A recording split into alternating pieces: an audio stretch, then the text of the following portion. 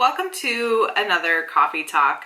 This one's gonna be super chill and low-key. I'm not making a coffee. I just got home from Toronto like 10 minutes ago. So I have a ice cap because I got it on the drive home because it is really hot today. So I'm drinking an ice cap and I also have some water here. So today I kind of just wanted to post like a quick update in the form of a coffee talk, chat about a couple things, and answer a few questions that I got in response to my Instagram story thing. So let's start with some questions. Author Skylar Hayes asks, what got you into writing? And I feel like my answer is very cliche because reading is what got me into writing. A long time ago, like 2012, 2013, I started writing what I thought was a book, which was really just very awful Vampire Diaries fan fiction that will never see the light of day and is mostly comprised of a spiral bound notebook that is falling apart in a closet at my mother's house, with written in pencil. So the last time I looked at it, it was like worn so much you could barely read it, which I think that's the universe's way of taking care of me, because it is bad. And when I started writing a long time ago, I wasn't doing it thinking, oh, this is going to be like a book one day that I like what I've read and what I see in bookstores. That was never something that crossed my mind. Publishing, I mean. It was just, I have these stories that I'm making up in my head and I'm going to write them down for myself. So I did that for a number of years until like 2014, 2015. I was writing a YA paranormal book that I thought that I was going to query and get an agent, because that was before I knew what self-publishing was and that you could like publish books without an agent and without a publishing house. So I was working on that book, and then at some point I joined kind of like the online community and like was making videos and seeing that people were self-publishing, and I got super interested in that because I think mostly because of my personality and kind of my work ethic. I think it has always made more sense to me pretty much once I figured out that self-publishing was an option. I knew that it was the option for me. Fast forward, I guess, to 2018, 2019, when I published my first book. The rest, they say, is history. With a lot of ups and downs, a lot of bumps in the road. And here we are in 2022 with a number of books under my belt. I'm releasing my fourth pen name book tomorrow, and I guess that would be number 9 overall, including like the Twisted series and my YA standalone. So yeah, that's very exciting, and that's where we are now. Renee Strength Mama says, do you plan out your whole series or just one book at a time? I would love to sit here and say that I plan out the whole series, but I don't. I do it one book at a time, I think. And I had considered outlining my whole pen name series before I wrote the first book, but then I was worried that something would change in one of the earlier books that would then mess up the timeline for the whole series, and I would have to go back and make a lot of changes to those outlines anyway. So yeah, I basically outline, write, edit, publish one book, and then move on to the next one. I will say though, sometimes during like drafting or editing one book, I will have ideas for the next books and I'll just add those to their respective outlines. But I generally outline the full book right before I'm going to write it. Which kind of goes into the next question, which is from Pegasus for Life How do you outline your book? I tried but never understood it. So there are so many different ways to outline. You can be as detailed or vague as you want. It's kind of whatever works for you, and I know that's not like a solution answer. That's kind of, I don't think it's a cop-out answer. I think it's an honest answer, because I could sit here and tell you my outlining method, which is essentially, like, I will use a Save the Cat beat sheet, but even then I don't necessarily follow it to a T because I do find it a little restrictive. But then from there, I literally just write chapter 1 and then just do bullet points of the main events that happen in that chapter. Then I move on to the next chapter, so on and so forth until I have the whole book done. And sometimes as I'm drafting, scenes come up that I didn't have included in my outline, which is totally fine. I think for me, it's important that my outlines aren't super detailed, because then by the time I'm writing the book, I know everything that happens and it's not as fun and I don't find it enjoyable. And then I don't want to do it. So that's what works for me. Some people are super, super detailed in their outlines, and that's totally fine too. I just like the freedom of having like a pretty vague outline. I like to know, I like to have a general idea of where the story is going, and you know, I have a clear idea of how it starts and how it ends, and like the big stuff that happens to get from the beginning to the end. But I sort of like to let my creativity run wild as much as possible during the in-between of those. So I don't know if that helps, but that's what I do. Okay, now that those are out of the way, I want to talk about a video that I watched last week, and I really enjoyed it. I'm going to link it down below, because if you are interested in self-publishing, which I would imagine that if you're watching my channel, you might be. So I'm going to link it down below.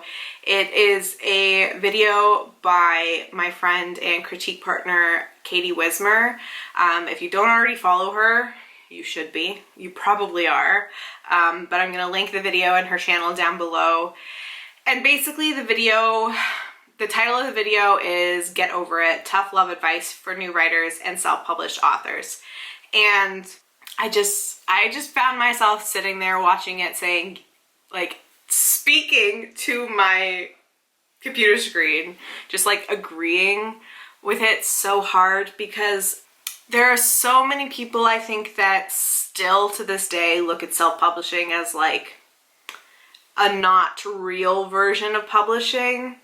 And from my perspective, it's really frustrating, because I know the work that goes into the products that I produce, and all that work is on my shoulders, aside from the few things that I outsource.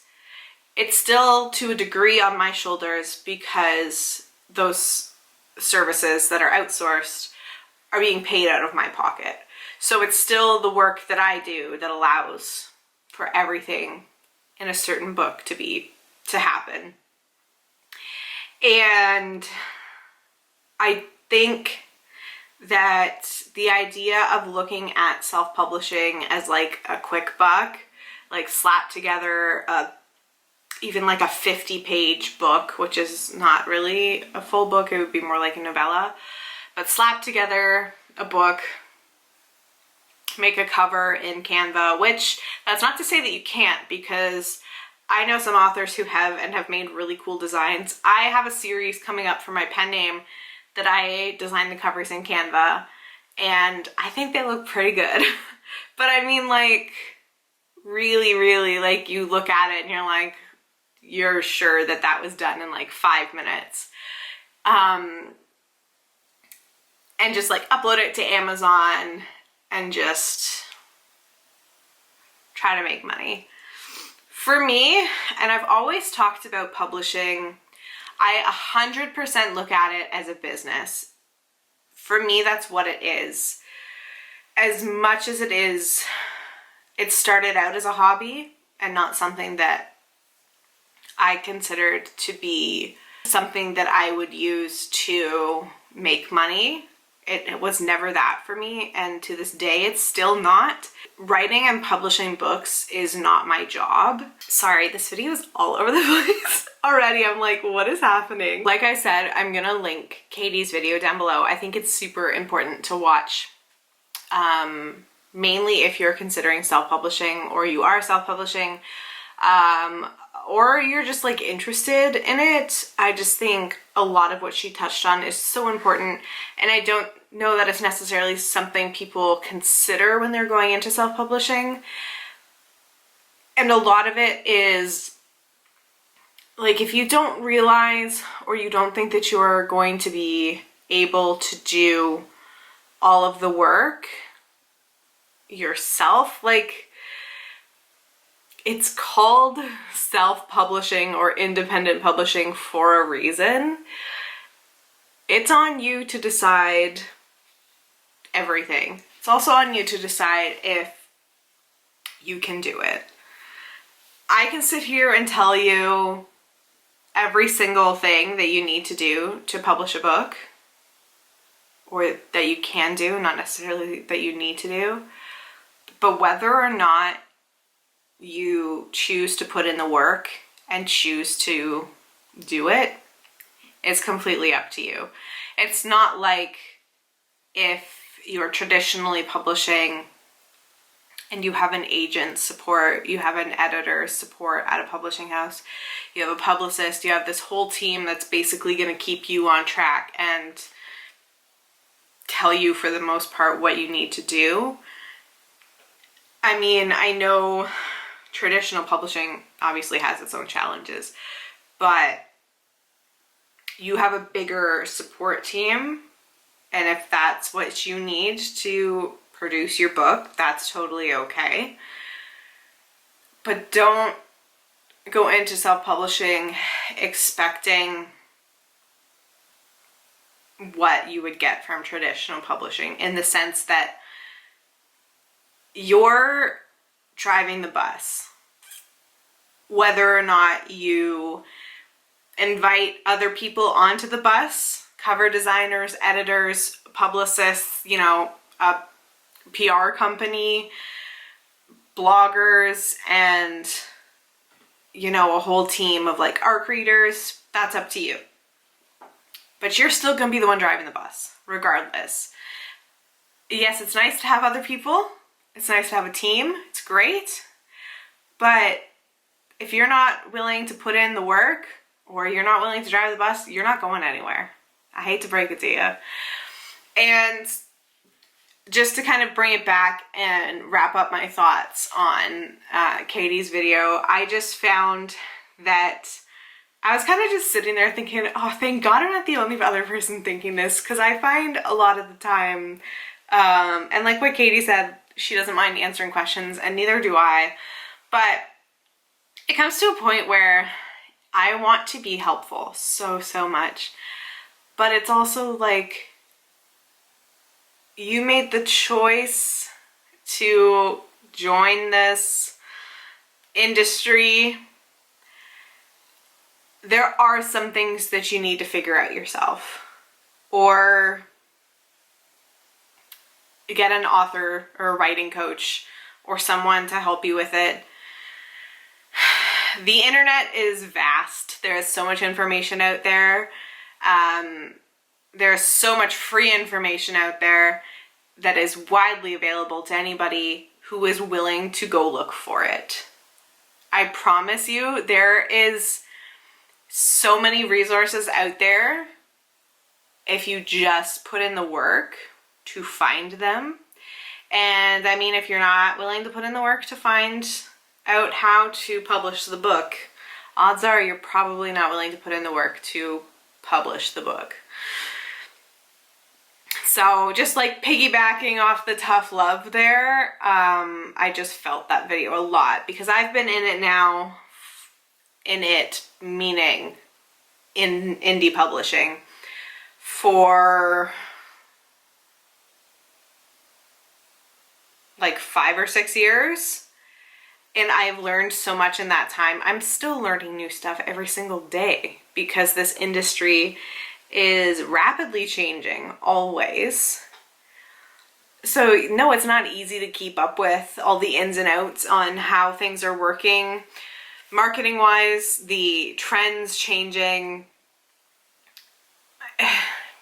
There's always something new to learn, which for me is part of why I love it. I love learning new things. But if that's not you, like if you just want to be able to write a book and have, you know, somebody else deal with getting it out into the world, self-publishing is probably not for you, friend. And that's okay. Like it's fine. Like there's absolutely nothing wrong with it. It's just the reality of it. So those are my thoughts on that. But it's just, I don't want to downplay how much work goes into producing a book that, you know, a reader could read in a few hours or a day. It is hundreds, if not thousands of hours of work from the author, especially like if you're indie publishing, the majority of those hours are coming from the author. Yes, some might be outsourced to like cover design, formatting, editing, that sort of thing, but the bulk of the manpower is coming from the author. And like from personal experience, I've really struggled with getting everything done that I need to in a day because there are only so many hours in a day, and I feel like no matter who you talk to, nobody has enough time to do what they want to do or what they need to do even. You really need to, I guess, or I had to look at where I was spending my time and what was most important to me and, you know, my obligations and or responsibilities. So that would be my career, my job. That is a responsibility that I am required to dedicate a certain number of hours to in a day and a week, or they don't pay me, which is important. And then there's things like having a social life, you know, household chores, laundry, dishes. If you've watched my vlogs or just heard me talking on social media, you know that when I'm on deadline or if I'm working on a book, laundry and dishes immediately drop to the bottom of my priority list. I couldn't care less. And, you know, it's important to me to be as active as I can be. That's something that I'm really trying to work on more, between just like living a healthier lifestyle, cutting back on alcohol consumption and, you know, unhealthier foods, and just kind of like focusing on what's going to allow me to be a better person overall.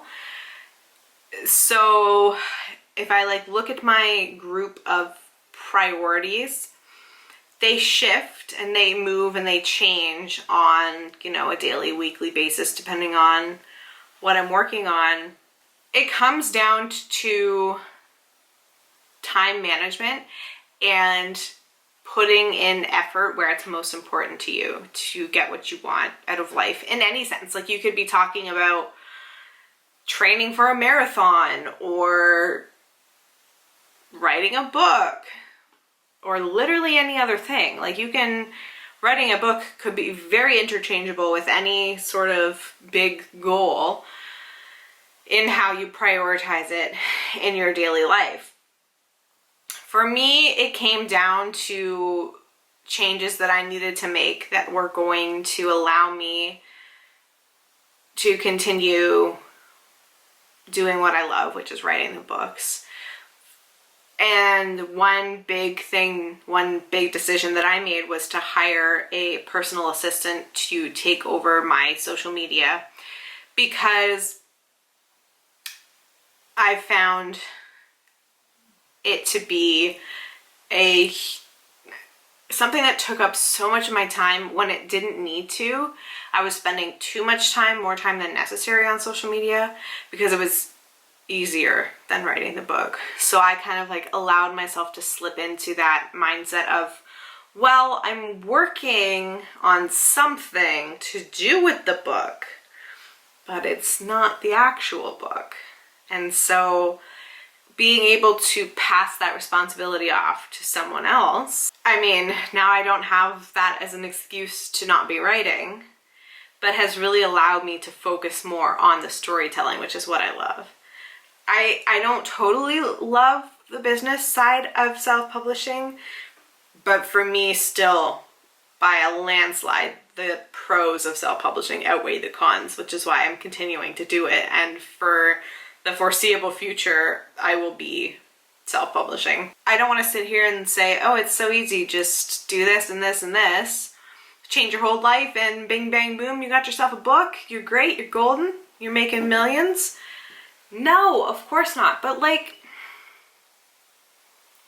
if it matters to you, treat it like it matters, right? Like, I'm not sitting here saying you need to be writing every single day. You need to cut out a certain time every single day. No, but you will find time if you want to. And that's it. That's the same for anything. Like, if you want to play video games, but you're a super busy person, you're going to find time to play your video games because you love it. It's the same as writing a book. And even if you're writing a book as a hobby, there's absolutely nothing wrong with that. You're gonna find time to do it because it's what you love.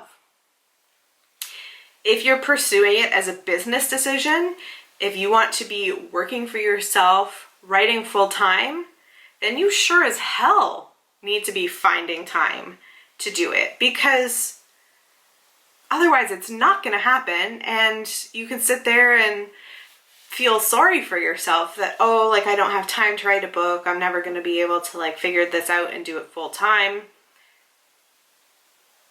No, that's like I can't sit here and listen to it, because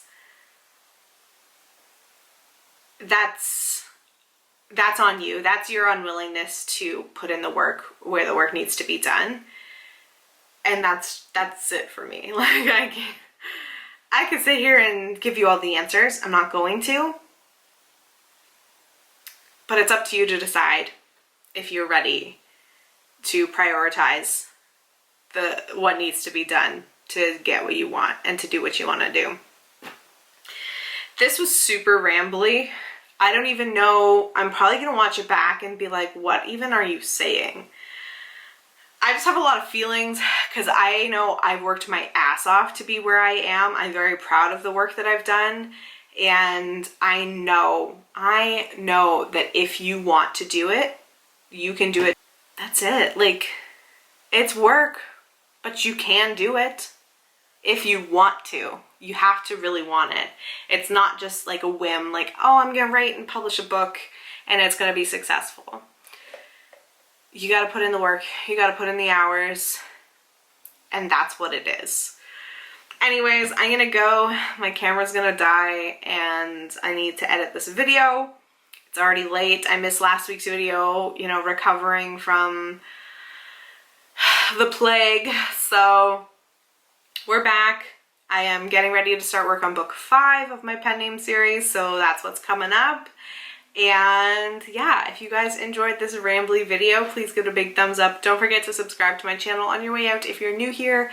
I post new writing videos every week and my patrons get early access, so be sure to check me out over on Patreon. I have a tier especially for people who are self-publishing or interested in self-publishing, so be sure to give it a little look-see-loo if you're interested. And all my other social media is down below as well. And I will see you guys in my next video. Bye!